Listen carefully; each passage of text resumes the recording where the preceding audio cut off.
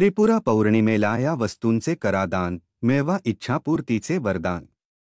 त्रिपुरी पौर्णिमेला चंद्रदर्शन घेऊन सांगितलेल्या वस्तूंचे दान करणे इच्छापूर्तीसाठी वरदान ठरते।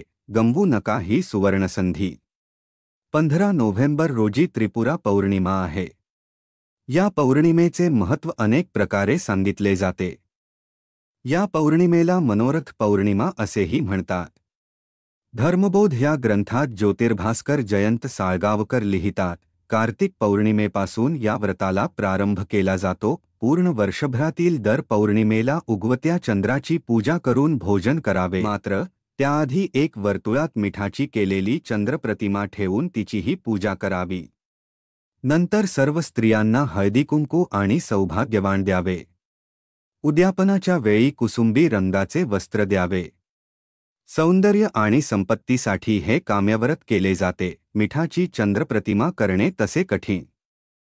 शिवाय मीठ असे व्यर्थ घालविणे अनेकांना पटणार नाही, त्यामुळे दर पौर्णिमेला चंद्राचे दर्शन घेऊन त्याला केवळ मनोभावे नमस्कार केला तरीही पुरे आहे। तेरवही कामाच्या व्यापात चंद्रदर्शनाची प्रथा संकष्टी चतुर्थीलाही पाळणे हल्ली कठीण होऊ लागले आहे। कोजागिरी वगळता इतर पौर्णिमांकडे आपले फारसे लक्ष नसते।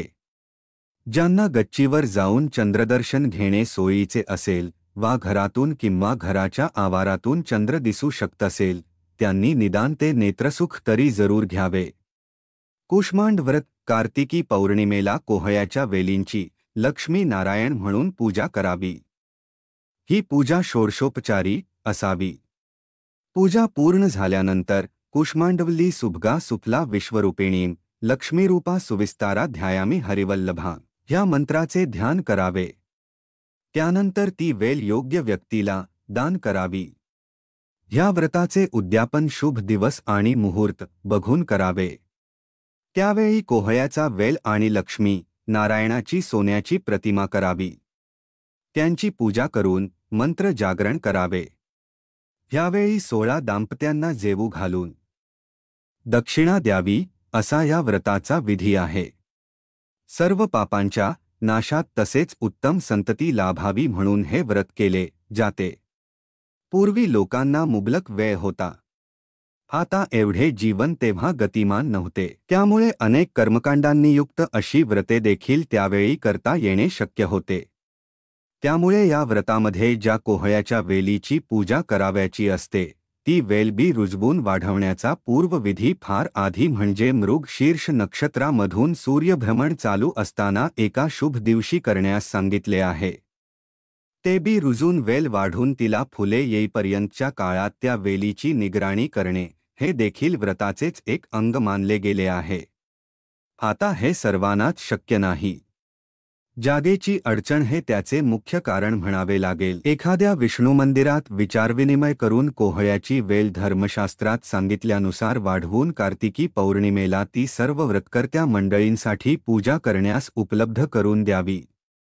अगदीच अशक्य असल्यास कोहळ्याची पूजा करावी। आवळी पूजन आवळे नवमीची पूजा राहून गेलेली असल्यास कार्तिक पौर्णिमेला आवळीच्या वृक्षाची पूजा करण्याची प्रथा आहे। ह्या दिवशी शुचिर्भूत होऊन आवळीच्या वृक्षाची पूजा करून तिला वटपौर्णिमेला वडाच्या वृक्षाला जसे सूत गुंडाळले जाते तसे सूत गुंडाळावे। श्रीफलासह अर्घ्य द्यावे। तिच्या 8 दिशांना दिवे लावावे। पितरांचे स्मरण करून एका दाम्पत्याला भोजन घालावे। या दिवशी देव येऊन आवळीच्या झाडाखाली भोजन करतात असे मानले जाते, म्हणून या दिवशी आवळी पूजनाचे अधिक महत्त्व आहे। आवळा हे लक्ष्मीचे संपत्तीचे द्योतक आहे।